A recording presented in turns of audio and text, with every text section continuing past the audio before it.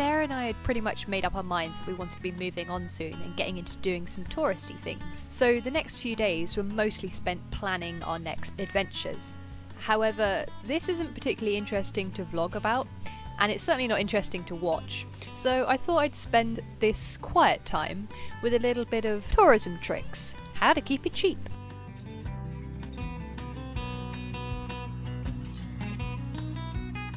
Number 1.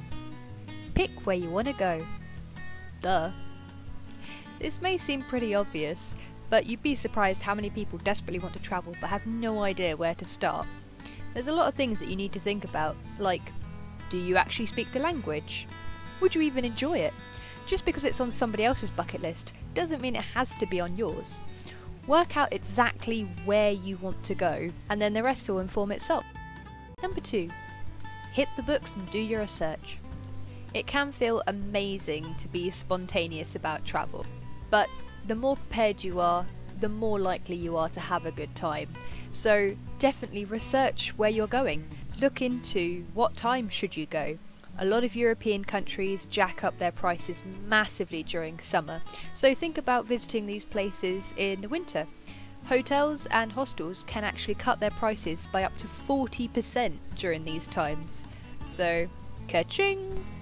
There's a wealth of information out there about travel, whether it be in magazines, blogs, or just a good old-fashioned internet search. But make sure that you check out people who have actually been there, done that, and bought the t-shirt as well. Hotels, tourism boards, and sponsored people can say whatever the hell they want. Doesn't mean it's going to be true. Number 3. Make a checklist of attractions. Want to see the Mona Lisa's smile in person?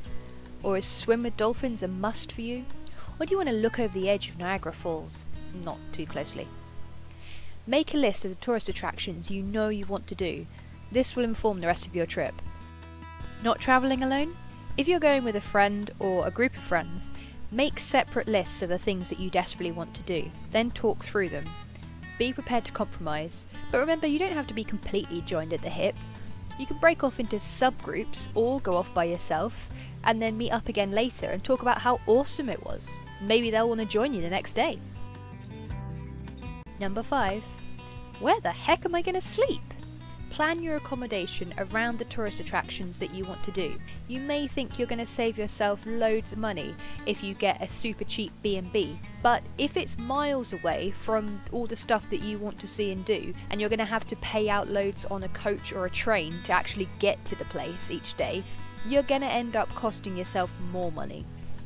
And don't forget, hostels, last minute hotel rooms, Airbnb, house sitting, temporary flat shares, and just good old fashioned camping or sleeping in your car can save you money that you can instead spend on enjoying your holiday. And ice cream. Number 6. Visit the tourist information centres. This place is aptly named. It's full of free maps, leaflets, and information on what's on whilst you're there. If you explain to them that you're a student or on an extreme budget, then they're not so likely to try and shove an expensive tour down your throat, but give you the inside information on some of the hidden gems of the city or town off the beaten track. Make sure you pick up the leaflets for attractions and restaurants as well, as many of these have discount codes on the back. Number 7. Get an all-access pass. Lots of places, especially in Europe, offer cards and passes that allow you to enter attractions, museums, and some public transport at a set or discounted rate. Be aware though, if you only want to do a set amount of things on the access list, it might not be worth the money, and it might actually be cheaper if you just do them separately. Back a calculator. Number 8. Be early. Sometimes pre-booking online or being there before the doors open means you can beat the crowds and sometimes get in at an off-peak rate.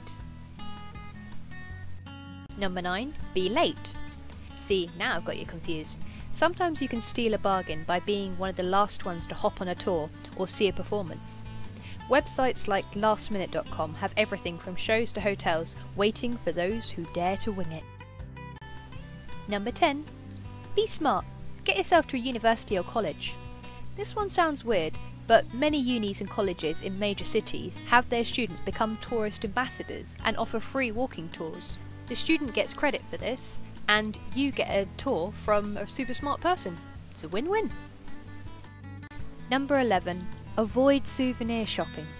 Let's face it, not one of your relatives really wants an I Love Peru magnet.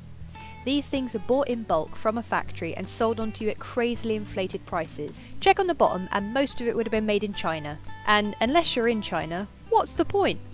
Instead, let your photographs or little free pieces of your surroundings be your souvenirs. Or wherever you can, check out local markets and fairs to get beautiful artisan crafts handmade by local people. Much better than a tacky ornament. Number 12. Ditch your mobile. This might scare a lot of you, but leaving your phone behind along with the costly bills that comes with using your phone abroad can save you a lot of money. Bring a small laptop or netbook instead and use the free Wi-Fi in coffee shops and hostels to Skype your friends and family back home. If you can't be parted from your phone, look at buying a simple SIM card when you're out there to cut down on costs. Number 13. Do as the locals do. If you can befriend a local, you'll have an unbiased opinion of what's worth doing and when and how is best to do it. They might know of great cheap places to eat that won't appear in big fancy guidebooks. A place doesn't need a 5-star rating to be amazing, and everything's more fun with new friends anyway.